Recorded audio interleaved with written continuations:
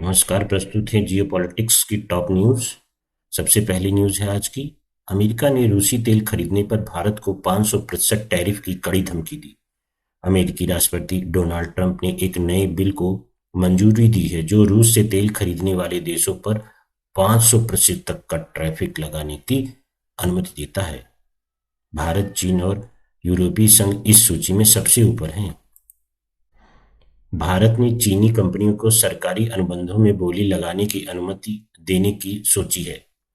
सीमा पर तनाव कम होने और विनिर्माण क्षेत्र में सप्लाई चेन की बाधाओं को देखते हुए भारत का वित्त मंत्रालय 2020 में लगाए गए प्रतिबंधों को हटाकर चीनी फर्मों को सरकारी निविदाओं में शामिल करने पर विचार कर रहा है। विदेश मंत्री जयशंकर ने पेरिस में फ्रांसीसी राष्ट्रपति इमैनुएल मैक्रों से वैश्विक मुद्दों पर चर्चा की।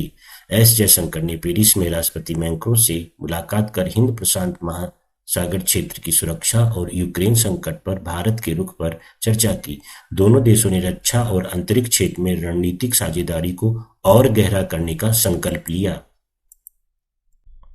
प्रवासी भारतीय दिवस पर भारत ने अपने वैश्विक प्रवासी हेतु नई सामरिक घोषणा की। 9 जनवरी को प्रवासी भारतीय दिवस के अवसर पर केंद्र सरकार ने विदेशों में बसे भारतीयों एनआरआई ओसीआई के लिए नई सुरक्षा और निवेश प्रोत्साहन नीति शुरू की है। इसका उद्देश्य भारत के विकास में प्रवासियों की भूमिका को सशक्त बनाना है।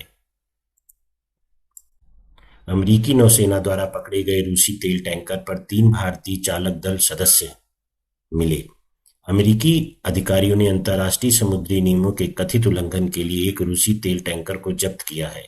इस जहाज पर सवार चालक दल के 3 भारतीय सदस्यों की रिहाई के लिए भारत सरकार वाशिंगटन के संपर्क में है। भारत और चीन के बीच सीधी हवाई उड़ानों और व्यापारिक वीजा नियमों में ढील दे दी गई है। नई दिल्ली और बीजिंग के बीच संबंधों को सामान्य करने की दिशा में एक बड़ा कदम उठाते हुए दोनों देशों ने सीधी उड़ानों को फिर से शुरू करने और व्यापारिक वीजा की प्रक्रियाओं को सरल बनाने का आधिकारिक निर्णय लिया है। ईरान में इंटरनेट ब्लैकआउट के बाद भारत में मध्य पूर्व में ऊर्जा सुरक्षा सुनिश्चित। ईरान में जारी विरोध प्रदर्शनों और इंटरनेट ब्लैकआउट के बीच भारत ने चाबाह बंदरगाह के माध्यम से अपनी ऊर्जा आपूर्ति लाइनों को सुरक्षित करने के लिए कूटनीतिक प्रयास तेज कर दिए हैं ताकि कच्चे तेल का प्रभाव प्रभावित न हो। भारत ने श्रीलंका के साथ महत्वपूर्ण रक्षा सहयोग विस्तार हेतु नए समझौते पर हस्ताक्षर किए। भारत और श्रीलंका ने हिंद महासागर क्षेत्र में सुरक्षा चुनौतियों से निपटने के लिए एक व्यापक रक्षा समझौते पर हस्ताक्षर किए हैं।